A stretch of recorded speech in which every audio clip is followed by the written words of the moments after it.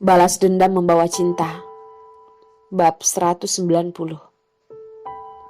Penyelamatan bagian 1.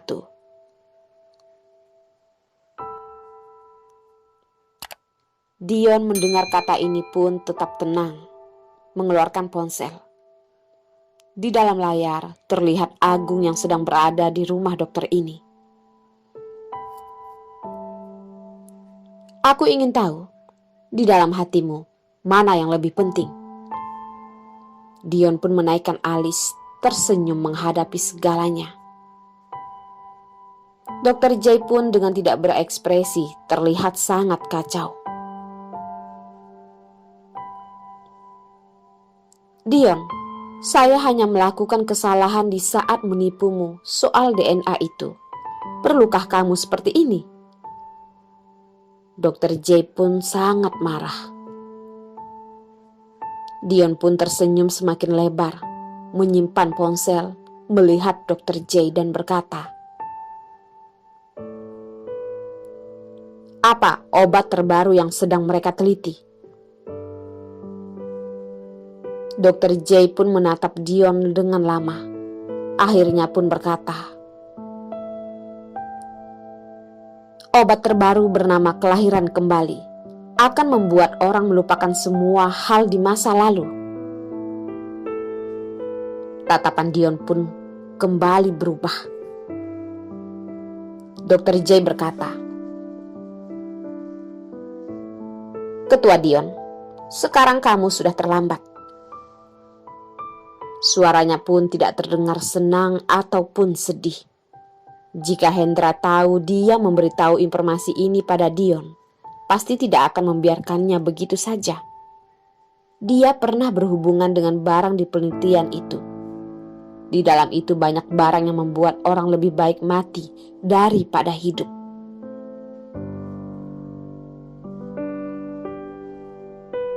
Dion pun bangkit, tidak lagi menghiraukan Dokter J yang ada di belakangnya. Dengan buru-buru berlari keluar, bahkan langkah kakinya begitu canggung. Jika Cindy melupakannya, jika Hendra si bajingan itu menyuntik obat itu padanya, Dion tidak ingin berpikir lagi. "Agung, cepat siapkan pesawat menuju Amerika." Jika dia tidak salah menebak, Hendra seharusnya sudah membawa Cindy ke Amerika. Jenny, Nicole sudah menghilang. Anthony tidak sadarkan diri. Semua kekuasaan pun dibatasi. Keluarga Anthony juga kacau. Kota Rau juga sangat kacau. Dan masalah Kota Rau, dia sudah tidak ada waktu untuk mengurusnya.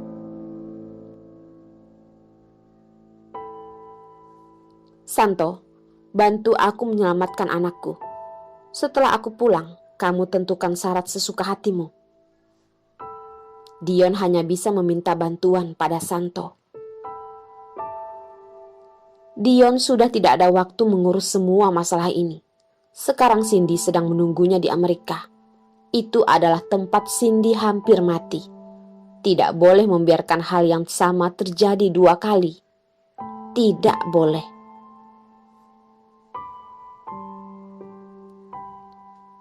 Sekarang Jenny tidak ada di Amerika. Kekuasaan Dion di Amerika juga sudah digantikan pada CIA. Dan berarti sekarang Dion sama sekali tidak ada orang di Amerika. Bahkan bisa dibilang kali ini dia hanya sendirian. Berjuang sendiri menghadapi keluarga Tanusa Putra. Jason masih tidak bisa dihubungi. Dion pun menonaktifkan ponsel dan naik ke pesawat. Ini adalah perdebatan hidup. Hati Dion yang tadinya berdetak begitu cepat, sekarang pun tenang. Tidak boleh memperbolehkan siapapun melukai Cindy, walaupun harus mengorbankan hidupnya. Sesampai di Amerika, masih malam. Dion pun langsung menaiki taksi dan menuju rumah Jason. Orang yang berjaga juga mengenal Dion, jadi tidak menghalanginya. "Jason, cepat bangun." Dion sangat tidak sungkan dan menjerit menyuruh Jason untuk bangun. Jason pun melompat dari ranjang dan berkata, "Ada apa? Oh my God, kenapa kamu di sini? Tunggu, apakah aku bermimpi?" Dion pun menghentakkan kaki, membuktikan ini bukan mimpi. "Cepat, bantu aku mempersiapkan pistol. Aku ingin pergi menyelamatkan istriku." Jason yang baru bangun dan otaknya masih belum jelas mendengar ucapan Dion yang sangat tidak mengerti. "Istri dari mana? Tunggu, apa yang kamu katakan? Pistol? Apakah kamu bercanda?" Dion memukul kepala Jason berkata, "Tidak ada waktu menjelaskan. Hendra si bajingan itu ada di tempat penelitian obat di Amerika. Dia menangkap istriku. Jika aku tidak salah menebak, dia akan menggunakan obat terbarunya. Ini sudah lewat 1 hari. Aku harus pergi menyelamatkannya." Jason pun sadar, lalu berkata, "Tempat penelitian Hendra itu mereka ada informasinya dan tidak termasuk rahasia. Aku bisa memberikannya padamu. Namun pistol..." Dion menaikkan alis berkata, "Sebenarnya sangat mudah. Kamu berikan dulu alamatnya padaku." Jason pun menarik asal mantel, membuka laptop, memberikan alamat itu pada Dion. Dion melihat peta, memikirkan cara, mencari sesuatu di laptop. Tempat penelitian pun dengan cepat muncul di hadapannya. "Jason, sudah saatnya kamu bergerak. Barang di dalam sangat berharga." Dion pun menggoda Jason. "Jangan, aku tidak perlu. Aku tidak ingin dipecat." Jason menundukkan kepala dan langsung menolak. "Apakah ada pistol di rumahmu?" Dion pun mengubah pembicaraan. "Apa yang ingin kamu lakukan? Aku tidak akan memberikannya padamu," ucap Jason. Dion tersenyum berjalan ke arah Jason, lalu berkata, "Kalau begitu, berarti ada." Dengan cepat dia pun memukul lehernya. "Kamu..." Satu kata pun terhenti di tenggorokan Jason. Dion dengan tenang mencari pistol di rumah Jason. Anak ini, pistol CIA memang bagus. Dion memegang pistol di tangannya dengan sangat puas. Dia pun mengambil peluru dengan puas mengambil kunci mobil Jason. Dia pun melangkahi Jason yang pingsan lalu pergi. Jason mendengar langkah kaki yang semakin menjauh, baru perlahan membuka mata, mengelus lehernya, mengatakan anak itu sungguh keras memukulku. Masalah seperti ini, Jason sebagai orang pemerintahan tidak boleh ikut campur. Jadi, hanya bisa berharap pada Dion seorang. Jason berjalan di depan laptop. Itu adalah gambar yang tadi mereka teliti. Dion begitu terburu-buru, tidak sempat menutupnya. Jason pun tertarik dan melihatnya.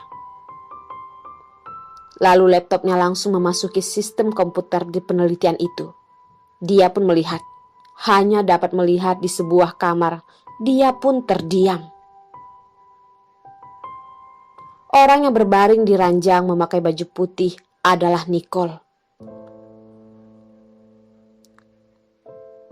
Komputer terdengar suara warning. Ada orang yang menyadarinya.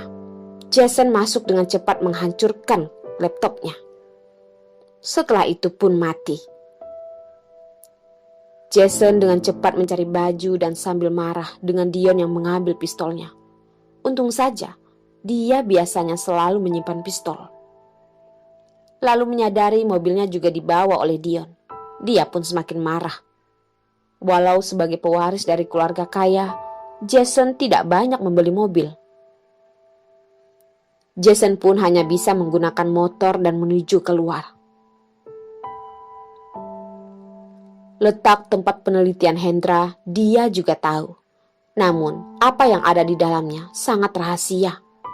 Namun penelitian itu pasti adalah sesuatu yang berbahaya. Sebenarnya, Nicole tidak sadar atau nyawanya dalam ancaman. Hendra si bajingan itu menggunakan Nicole sebagai bahan penelitiannya. Jason sungguh tidak berani berpikir. Dion, Nicole dan Jenny ada di ruang B505, lantai 4. Jason menelpon Dion. Lalu istriku? Dion pun bertanya. Aku terlanjur ketahuan, ucap Jason. Dion pun sangat kesal. Mengapa ada orang begitu tidak berguna? Aku benar-benar bingung. Kenapa kamu bisa masuk ke CIA? Dion pun memarahinya dengan cepat menutup telepon.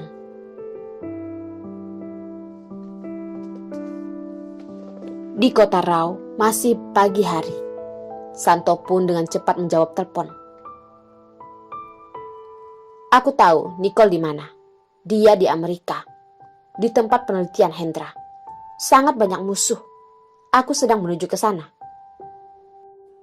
Santo pun mengecilkan mata, terdiam, dan dengan cepat menyuruh asistennya memesan tiket pesawat. Dan juga sainganmu juga sedang menuju ke sana, ucap Dion.